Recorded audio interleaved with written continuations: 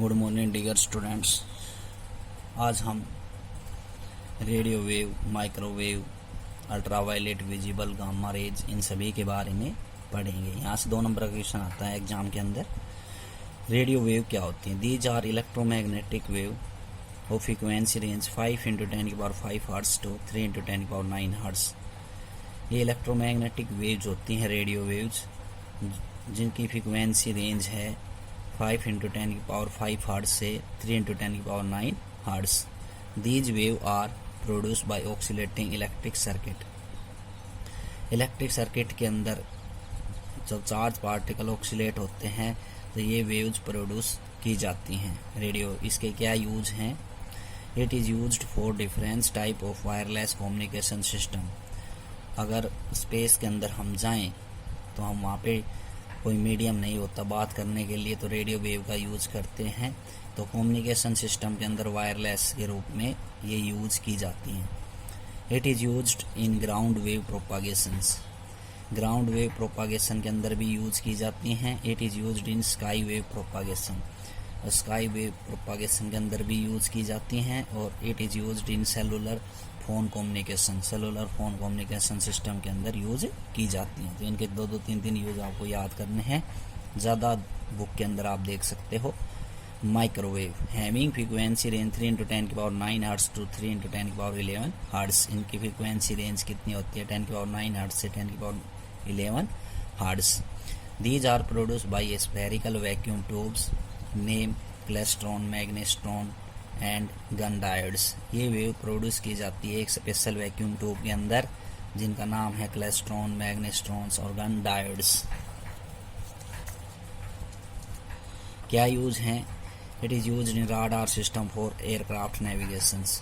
Radio detection and ranging, मतलब कि radar system के अंदर कोई भी मेटल बॉडी है स्काई के अंदर, उसको पता लगाने के लिए यूज की जाती हैं।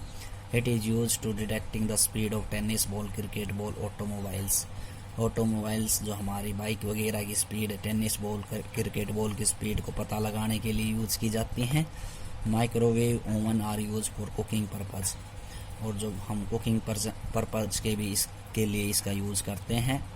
और for observing movement of trains के मूवमेंट को ऑब्जर्व करने के लिए माइक्रोवेव का यूज किया जाता है। उसके बाद आती है infrared waves.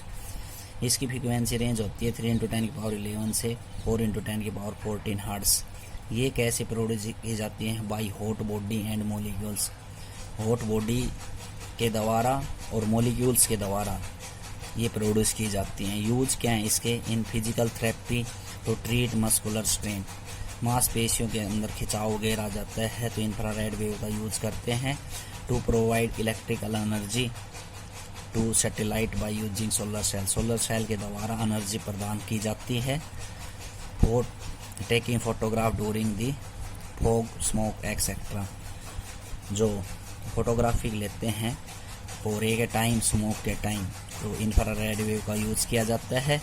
In solar water heater and cooker. Solar water heater में और कुकर के अंदर भी इसका यूज किया जाता है। अगला आता है विजिबल लाइट। फ्रीक्वेंसी रेंज होती है 4 × 10⁻14 से 8 × 10⁻14 हर्ट्ज। ये प्रोड्यूस होती है एटॉमिक एक्साइटेशंस। एटॉमिक एटम का एक्साइटेशंस करवाते हैं तो ये वेव प्रोड्यूस होती हैं। इसका यूज जो हम अपना कलरफुल वर्ड्स आसपास की चीज़ें देखते हैं तो इस विजिबल लाइट की वजह से देखते हैं। In photography to take the picture of the object. Object की पिक्चर लेने के लिए फोटोग्राफी के अंदर यूज की जाती हैं। In astronomy to the track और movement of heavy body. Astronomical और हैवी बॉडी होती हैं, उनके मूवमेंट को ट्रैक करने के लिए यूज की जाती हैं।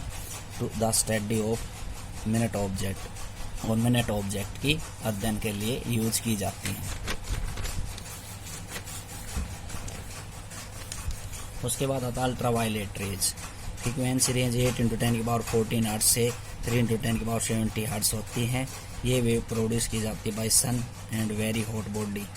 वेरी हॉट बॉडी से और सन से प्रोड्यूस की जाती है। Ultraviolet rays use, ultraviolet rays are use to kill germs in water purification, पानी को शुद्धता के लिए ग्रम्स को मारने के लिए यूज की जाती हैं। To destroy the bacteria, bacteria को नष्ट करने के लिए यूज की जाती हैं। इन बल्गरर अलार्म, अलार्म के अंदर यूज की जाती है और आई सर्जरी के अंदर भी यूज की जाती है।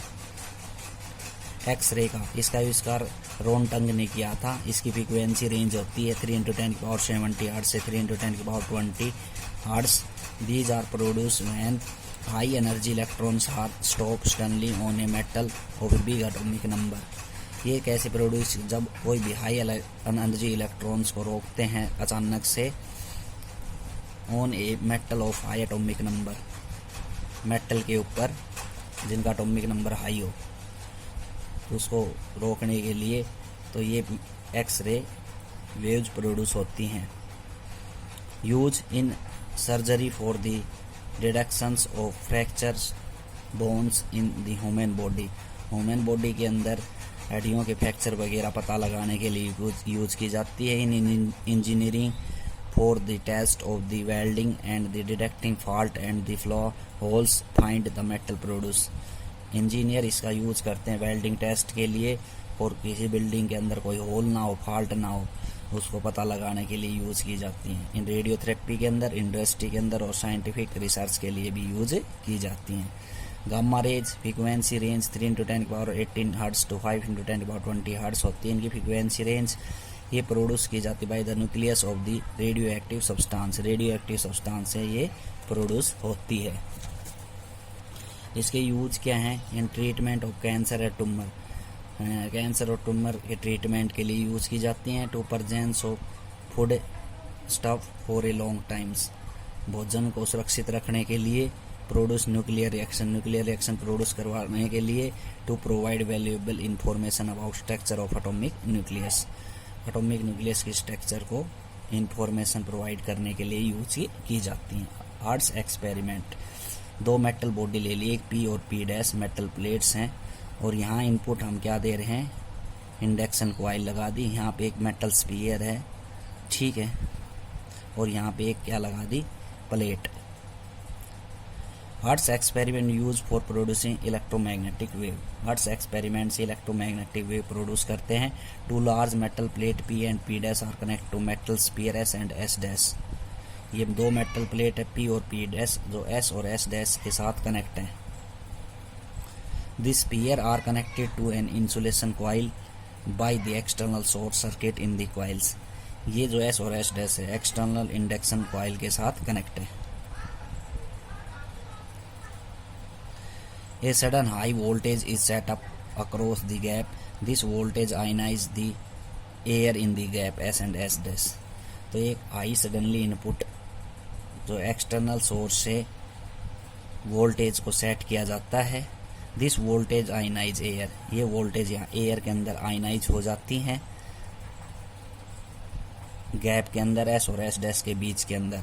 तो this process is production of electromagnetic wave, तो यहाँ पे आयनाइज की वजह से इलेक्ट्रोमैग्नेटिक वेव्स प्रोड्यूस होती हैं और यहाँ से किसी बॉडी से हम इसको पता लगा सकते हैं।